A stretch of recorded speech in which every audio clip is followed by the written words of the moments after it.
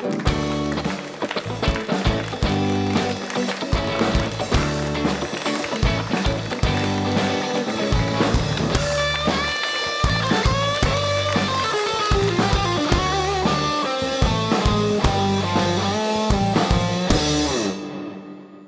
are back. Tonight we have a special actor, musician, and TV personality most of you will recognize. He was a regular staple on our local news station here on WLOX, has been in countless regional stage plays for both his acting and his obvious singing ability, and was part of the Troublemakers cast in the amazing film Pitch Perfect. Please give a warm weekly show welcome to Mr. Jonathan Brannan.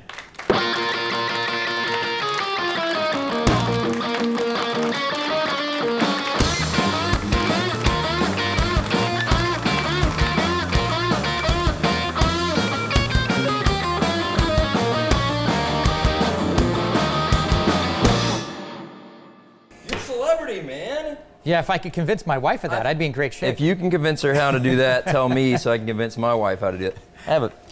This is like, I have a cat that looks like this. Can I just like hold this and pet it the whole time? There you go. And we just need to get you like a Nehru jacket so you could be like... and an ascot. Yes. And like, this could be my, what do we have? We have a cigar back here somewhere. And you can do this and you go, for $10 million. Why million when you can have 1,000? So, Jonathan, most people, yeah, there you go. Mine's got water in it, so I'm not going to do that. That'd be funny if that's one. Messing with my props.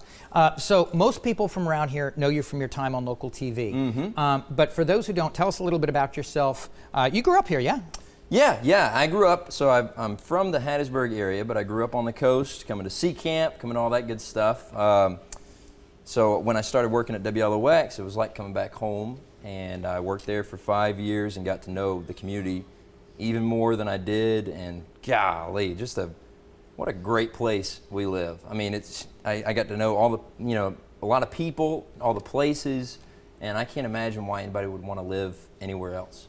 Where you can pet now, cats like if this. I'm not mistaken, you married your childhood sweetheart, which is something that you don't see people do as much these days anymore. No, you don't. And we went to our 10-year high school reunion this past year. And I was thinking about it, and I think we're the only couple who started dating in high school who are now married from our high school class. So, I tell my wife we can't call it quits because we're going to be, we're winners, all right? We don't quit, we defeat. So we're doing great, and we're loving life down here, and she's amazing, and our daughter's amazing, and we just love living on the coast.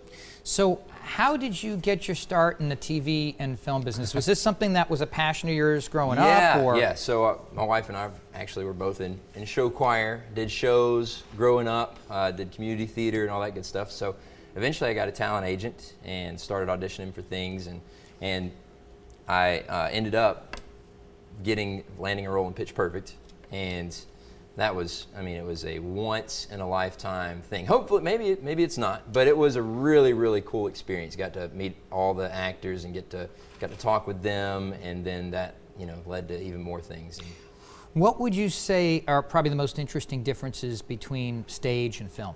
Oh goodness. Obviously, the presence of an audience is one. That's a big deal. Stage and film.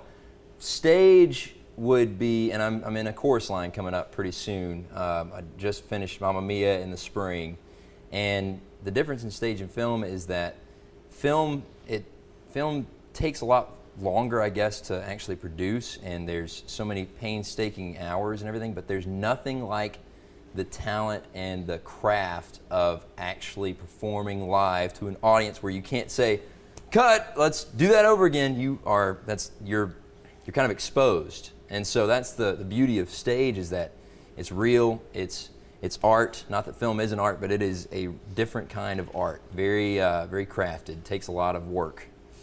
You said that you're about to do a chorus line. Mm-hmm. You've done Mamma Mia. Mm-hmm. That had to be a bunch of fun, doing all the ABBA anthems and everything. Oh my gosh, it was a concert. People came, it was pretty much sold out every single night, and it was literally a concert for the entire time. People already know the songs. They were standing up, dancing. The bows, we called it Act 3 because it was like a whole nother concert. So it was a lot of fun. Yeah. Now, you mentioned being in Pitch Perfect earlier. You were able to be one of the treble makers, right? Yeah. How did that come about? Well, it was a real big stretch. You see, I played a senior in college in an a cappella group that was graduating. At the time that I was a senior in college in an a cappella group and I was graduating, so it didn't take much acting. Did you get to spend any time with Anna Kendrick or Skylar Astin or any of them? Yeah, all of them. Yeah, we went and I was actually there during Rebel Wilson's birthday, and we went out to eat for her birthday. It was Rebel Wilson, Anna Kendrick, Adam Devine was there. Everybody was there. The whole main cast, we all sat around this table, and I was like, huh, I do not belong here. Why am I here? Rebel seems like a really nice soul. Totally. Yeah, they all would stop and take pictures with you and talk to you about their careers and talk to you about your career, and just really cool people. Really, really cool. Any interesting stories from the set? Crazy things that happened? There was a masseuse on set at all times. You could have a massage anytime you wanted to. Okay. That would make my wife happy. Yeah, so in the scene that I'm in, we're supposed to be in New York at Carnegie Hall. No, the Kennedy Center. And we're actually we're in Baton Rouge at the River Center. And so there were days that there were hundreds and hundreds of extras in the audience, acting as audience members. But then there were days where they couldn't get or they didn't want to bring the extras in, so they had tons and tons of cardboard people. Fake people. I love it. Oh, and they were just all over the place. And then we'd play a game where we'd all turn around on stage. One of us would run out into the audience and try to sit amongst. Hey, Kyle, we need some fake people. There Kyle's you go. my production assistant. We need some fake people for there our you audience. Go. All the same people though. Make them all the same. Yeah. So what was your favorite thing about doing a show?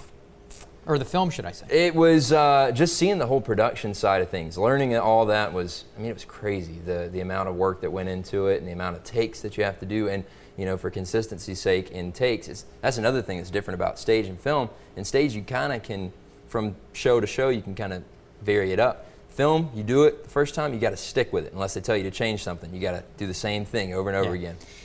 So a lot of people are sad you recently left WLOX. What do you got? What's in the future? What you got coming up? So right now I'm doing the marketing and the PR and social media for Tony Petro, an awesome guy. And he's in Hattiesburg, but he's also here on the coast. He has the Nissan car dealership in Hattiesburg, and then he has Petro Chevrolet and Petro Cadillac in Pascagoula. So I'm doing all their creative stuff, like trying to just get the name Petro out there. Petro.